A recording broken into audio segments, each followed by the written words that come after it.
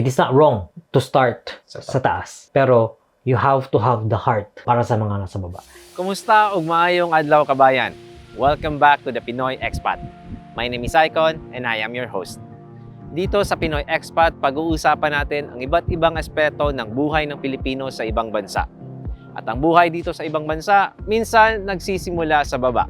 Ngayong araw kasama natin si Gian, isang dating negosyante sa Pilipinas na pumunta dito sa Australia bilang estudyante at ngayon bumalik sa pagiging negosyante. Samahan niyo ako at pakinggan natin ang kanyang kwento. Ano yung background mo sa Philippines in terms of your career and then yung course na natapos mo? Ang tinapos ko na course is business management. Pagka-graduate ko nung college, binigyan ako ng opportunity ng parents ko na magtayo ng sariling ng business. Kumbaga, it's a family business. Para bang general merchandise. So, it's a buy and sell ng mga gamit. Yun. So you were essentially a businessman sa Philippines before you came here? Hindi, tambay. Kasi wala kasi ako talagang plano nung pagka-graduate ko sa Pilipinas. I really don't know what to do aside from being anak ng businessman. So, my mother told me once kung pwede ba daw akong pumunta ng Maynila para subukan yung corporate world. And sa part ko naman, on the back of my head, bakit ako pupunta sa Maynila or magtatrabaho para sa iba na meron naman kaming business na pwede ko namang palaguin. So, yun, nagkaroon ng opportunity. Here comes my parents na, okay, sige, subukan natin. Kuha tayo ng maliit na stalls sa mall. And then, the rest is history. Yeah. Okay. So, meron kang negosyo sa Philippines and yet you still chose to move here in Australia. Ano yung motivation mo to move here? Yung girlfriend ko noon sa Pilipinas, which is si Angel, yung wife ko ngayon, she moved to Australia to pursue her nursing career. When she arrived in Australia after 3 months or 6 months after, nag-message sa akin na why not try the life in Australia and see if mag-work out para sa akin. Back then, hindi pa kami nag-iisip na mag-asawa or anything. It's just, testing the waters to suss it out kung paano yung buhay sa ibang bansa. Lalo pat meron akong business sa Pilipinas. Ano yung naging entry mo or naging entry ninyong dalawa coming here? Si Angel, ang entry niya is a student. And then ako naman, nag-student din. Nag-aral ako ng fashion design. Siya naman nag-aged care before proceeding to taking a nursing course. And then, eventually naging nurse rin siya. Why did you choose fashion design? Ang sabi mo, meron kayong retail business. Parang hindi ba parang malayo yung fashion design na course? Yung fashion design, kaya yun ang pinili ko kasi sa Pilipinas, yung background ko is nagbabayin sila ako ng mga t-shirts for printing. And then, nakitaan ko ng potential na everyone wants to wear new style every season. And back up ko na rin for just in case hindi mag-work out yung relationship sa Australia, meron akong fallback sa Pilipinas na mas pwede ko pang mapakinabangan. Hindi mauuwi sa wala yung tinake ko sa Australia. So, ang ganda, no? Kasi sa simula pa lang, hindi ka pa nakarating ng Australia, meron ka ng exit strategy. And this is something that a lot of people fail to do na magbabalak pumunta ng Australia. Bahala na pagdating doon. What can you say about this? Sa ganun kasi na diskarte, natutunan ko yun sa maagang panahon. Kabataan ko, mahilig ako makipagbarkada. Mahilig ako sa mga barkadang magugulo yung buhay. Nire-remind ako palagi ng dad ko na pag meron kang ginawa sa buhay mo, kailangan mong malusutan yan. Hindi po pwedeng pasok ka, tapos bahala na. You have to think 5 steps or 10 steps ahead sa kung ano yung gagawin mo. Para kung may nangyaring ganito, may nangyaring isang bagay, meron ka na kaagad solution. Okay, ito yung pwede kong gawin. Pag hindi nag-work yan, meron na namang ulit. So, hindi ako nauubusan ng strategy. Always, from taking 1 step, ano yung pwede kong gawin, advance ng 3 steps forward. Yun yung nasa isip ko palagi. And I think yun yung naging paraan kung paano ko diniskartehan yung pagpunta ng Australia. Dapat may fallback, dapat hindi masasayang yung ginastos kasi syempre malaki din yung perang ipupundar para sa pag-ibang bansa. So, ang sabi mo, fashion, tinake mo yung fashion kasi para meron kang fallback. But obviously, hindi yun natuloy kasi Mhm. naging maganda yung trato ng Australia sa inyo, naging maganda yung life. Pero nung pagdating mo ba, nasa plano mo na ba na, okay, magne-negosyo ako balang araw? What was your plan? Pagdating ko sa Australia, ang naisip ko lang, ano ang kakainin ko. Kasi iba yung, iba yung, syempre, bagong salta ka sa lugar, tapos hindi naman ako nagbakasyon sa Australia, wala akong alam. So pagkadating ko dito, ang una kong naisip is, okay, pahinga muna. Bahala na yung sunod na bukas, basta pahinga lang muna ako ngayon. Yun lang yung nasa isip ko muna kasi, yeah, it's overwhelming na from Philippines, may negosyo ka, transition from a business person, and then pupunta ka sa ibang bansa, magsisimula ka ng bago. So every time na may maririnig ako, pupunta ka ng ibang bansa, you have to start from zero, from scratch. And yun yung tumatak sa isip ko na, okay, moving to another country, another place, you have to start from scratch.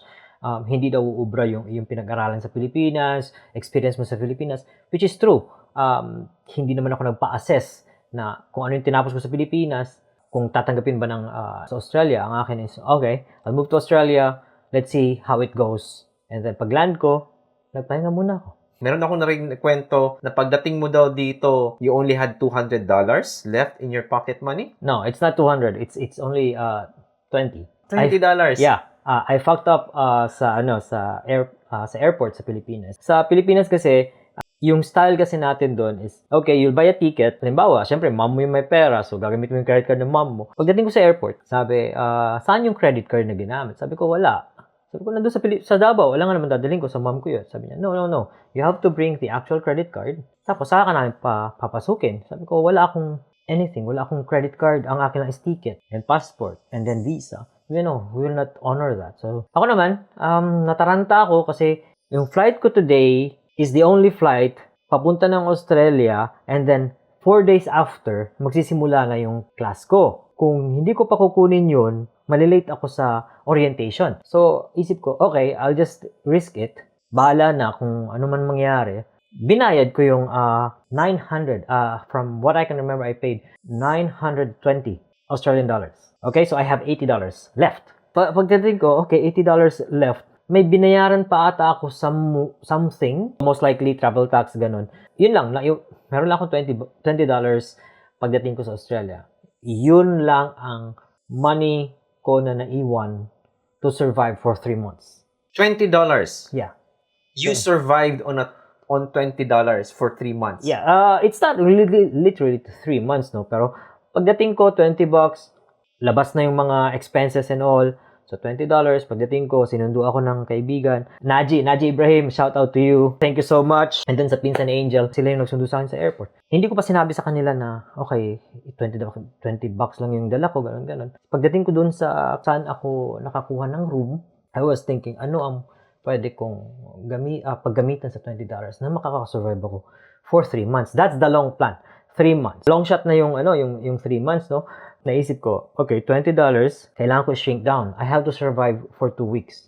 Okay? I cannot rely sa girlfriend ko. At the same time, I cannot call back sa mom ko, na ganito yung nangyari.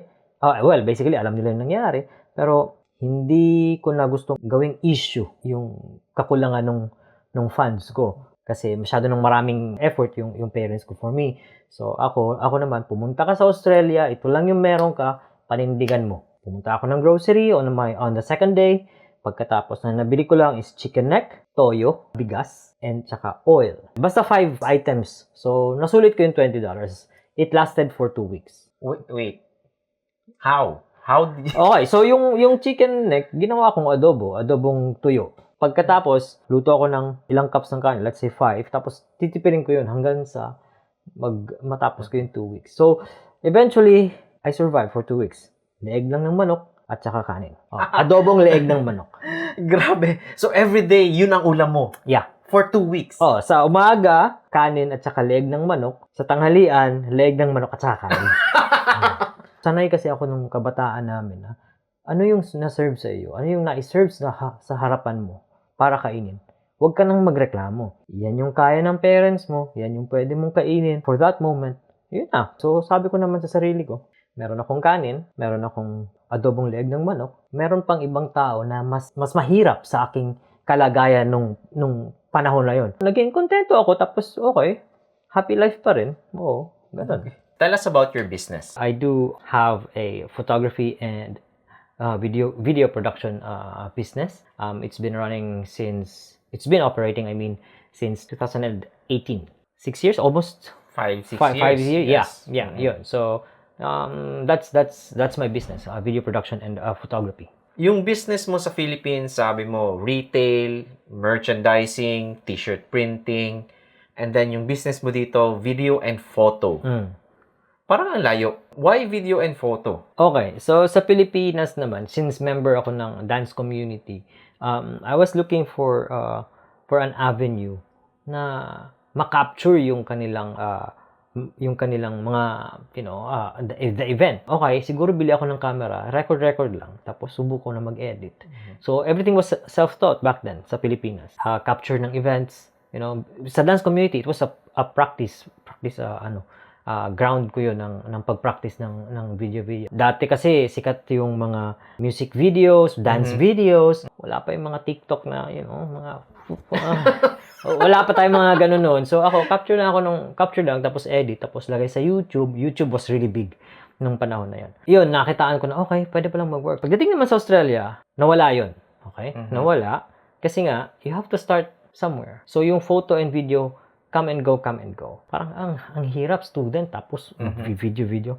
Parang hindi ko masyado siya nakitaan ng clarity back then nung student kami. After ng student, naghanap ako ng proper job, which is the pagiging courier. So, in between nung student at saka nung hanggang sa nagkaroon ng proper job, marami pang nakahilera doon mga events, life events na talagang masasabi kong I did it. Tell us about these life events. Give us a quick rundown. Ano ba yung ibang ginawa mo? Tell us about the most memorable one. Most memorable one was working 16 hours a day, and kailangan 16 hours a day in a legal way, no?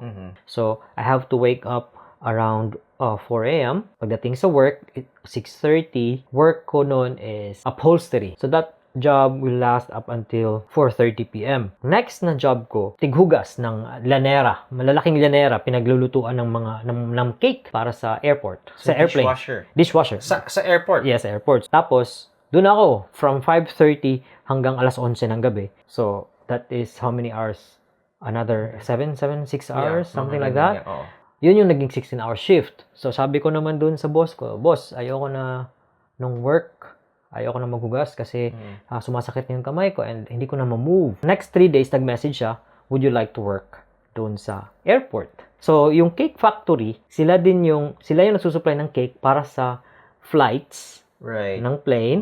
Okay, papunta ng overseas. Yun naman yun, kung saan dadalhin yung mga cake na yun, doon naman ako magtatrabaho for cleaner. Pagdating ng Sabado, mag-extra work ako sa courier job. Meron kasing free meal. So, tinanggap ko yung job. Pero hindi siya always, let's say, sa isang buwan, isang beses lang. Kasi I'm really careful dun sa number of working hours. Kasi nga, anytime, pwede kang mapatalsik sa Australia kasi you're not following the rules na yun yung kanilang strict policies. Tapos, after that, binigyan ako ng opportunity sa maglinis ng hotel, ng rooms. Since napili ko yung hotel, sabi ko, kailangan ng hotel ako magtrabaho. Kasi, bakit? Kasi may mga pagkain dyan na hindi iniuwi ng mga visitors. Okay? Minsan pinamimigay pa. Kada pasok ko ng room, una ang ref, pinipray over ko yan. Sana may food ka. Magbilang anghel ka sa akin. Okay? Pag open ko, merong unopened canned goods, may unopened pack ng eggs. Okay, minsan may itlog, minsan may bacon, minsan may free butter, may free ice cream. Ngayon, pinapaalam namin yun sa manager namin. So, minsan pinapayagan kami, minsan naman hindi. Which is, okay lang naman kasi sweldado naman kami. So, we have to respect the business. After that, tambay naman ako sa plaza. So, here comes another person. Sabi ko, boss, Pilipino? Sabi niya, oh, Pilipino. Shout out to Franz Branya. Thank you so much sa unplanned meet sa Brisbane Plaza. Tinanong ko siya, anong laman ng bag? Kasi dala-dala niya, garbage bag. So, anong laman ng bag? Sabi niya, prutas. So, prutas, sabi ko, saan galing? Sabi niya, doon sa pinagtatrabahoan ko, pinatatapon sa akin. Kasi every Friday, kailangan itapon lahat ng prutas kasi pagka Monday, may bagong supply. Libre, sabi ko sa kanya. Oo, libre. Pero kailangan ko linisin yung building, ganito. Explain niya sa akin, ito yung building, nakikita namin from afar. Sabi ko, talaga, ito, number ko. Baka pwede mo akong i-contact kung meron kang available shift dyan. After 3 days ata or 4 days, tumawag siya sa akin. G, pwede ka ba ng Fridays only? Kasi pag Fridays, parang may shift ata siya sa ibang lugar or someone is not working on a Friday. So sabi ko, sige, pasok mo ako Friday. Pinatulan ko yung job. So yun naman, call center. From itong hotel cleaning ng 7 to 4, papahinga ko ng 1 oras. Tapos saka ka naman ako pupunta doon sa shift ng cleaning job. 5 p.m. up until 11 p.m. So yun, ganun yung natutunan ko, paano maglipit ng garbage, saan dapat itapon, paano yung proper na pag-fold ng tissue paper from hotel, paano mag-fold ng bed na proper, paano yung proper placing ng glass, everything. And that connects to my current business, which is the real estate photography and architecture photography, interior photography, plus the video production. So, medyo OC na ako sa mga nakikita ko. Pag nagsushoot na ako ng bahay, tinitingnan ko yung toilet paper. Di maganda, ayusin ko yan. Ang towel, may proper placing. Paano yung pagkaka-fold na pagpasok ng guest, maganda yung itsura. So, yun yung natutunan ko from the student journey ng cleaning, everything on that work experience, bringing them all together doon naman sa photography and video production. Going back all through that experience, no, and 9 years ka na nandito, yung struggles mo as a student, and now you have a booming business, you have your own house, dalawa yung kotse mo, and then you have an investment property coming. What can we learn from your journey? From the start hanggang sa ngayon ka? Ano yung lesson na pwede naming makuha? Number 1, siguro as an immigrant, be respectful sa lahat ng gagawin mo. Do your best sa lahat ng gagawin mo. If you cannot perform your best, do not do it. Okay? Kasi lahat yun, babalik at babalik sa'yo. Kung ano man yung meron kami ngayon, property, sasakyan, things like that. Those are just cherry on top. Pagkatapos, do not make an excuse. Do not make an excuse. Sa sarili ko kasi, pag nag-excuse ako sa kung anong pwede kong gawin, after that, meron akong tendency to say, I should have done this. I should have done that. And I've learned so much from that mindset. Do not make an excuse. Pero, kung gusto mong gawin yung isang bagay, gawin mong tama. Babalik at babalik sa'yo kung ano yung naging effort mo. Hindi man ngayon, pero baka sa future. So, lahat ng hard work na ginawa ko nung simula as a student up until today, it's because of hard work and respect. Self-discipline. Hindi madali ang maging immigrant, pero kung gusto mo, may paraan. Kung ayaw mo, may dahilan. And this is something that is quite controversial, and even ako, I don't really like to discuss or ask my guests about this. But just to inspire our viewers, magkano yung kinikita mo when you were starting out as a student, or your average na income back then, and magkano na yung kinikita ng negosyo mo ngayon? Just give us a ballpark figure just to inspire our viewers and for them to think like, okay, he started from the bottom talaga. I can also do this. Yeah. Okay. So, kung starting from the bottom ang basis natin, I came in Australia with only $20. My first job, I earned $360 doon sa cafe. And then it went up to $1,580 dun sa hotel. It remained up until working dun sa airport and upholstery. And then now worked as a courier, averaging of 56,000 a year, which is, you really have to think about ano ba pwede sa akin sa future. So when I decided to do the business, first year was still on the same. It was a losing. It was below. I think it was 40 when we started business Per year, and then it went up. So gross, it's most likely nasa 200 plus a year. averaging from 190 to 200 plus a year. Okay. Where do you see yourself and your business in the next 5 years? I'm just thinking of retirement. Maybe after 10 years. That's my goal. Retire young, enjoy life. Kasi yun so far yun yung yun yung gusto ko mangyari. Okay, yun lang yung nakikita ko for now. Some things may change kasi tomorrow is a different day. For now, tinatanong mo ako, yun yung gusto kong mangyari.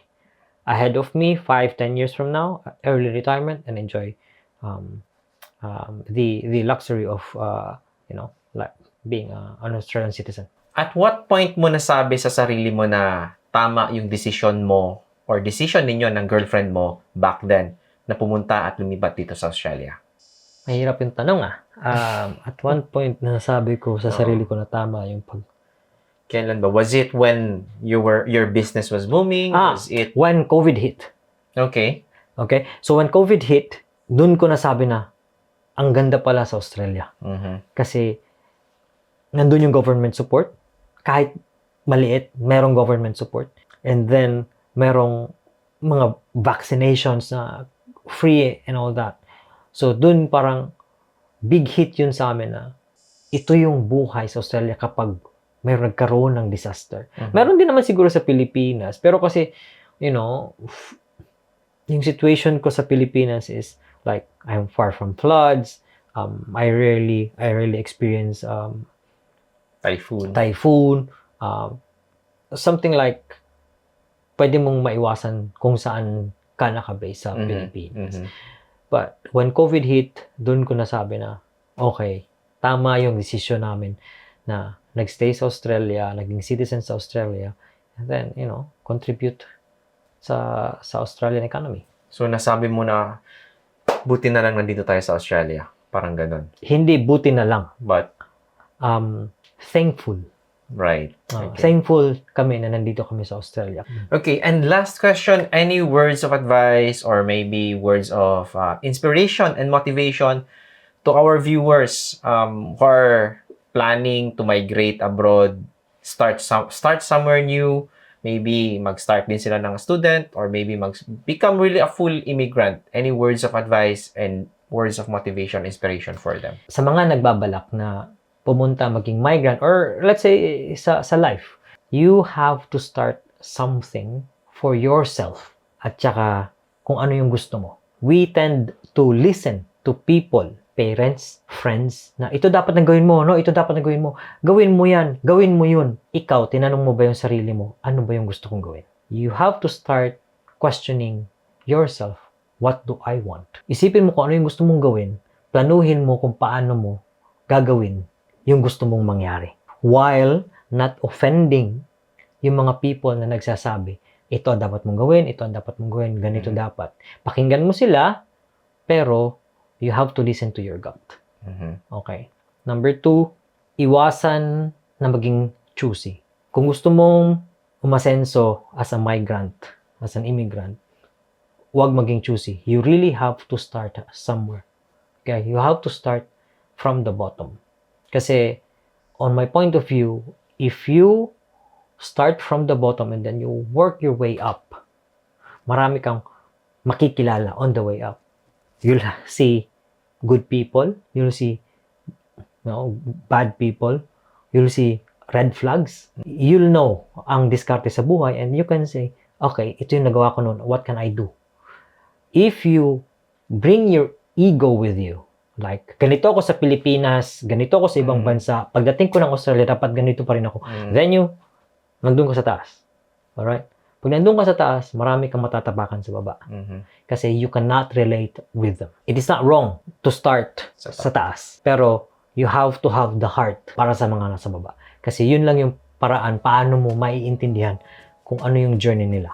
Third, do good in everything you do. And everything falls back at you. Babalik at babalik lahat yan. In any direction you go, it will always come back to you. Kung ano yung effort na ginawa mo ngayon, pagdating ng panahon, babalik yan. Kung hindi ka nag-effort ngayon, pagdating ng panahon, babalik sa'yo yan. That's it for now. Thank you so much, G, for your time.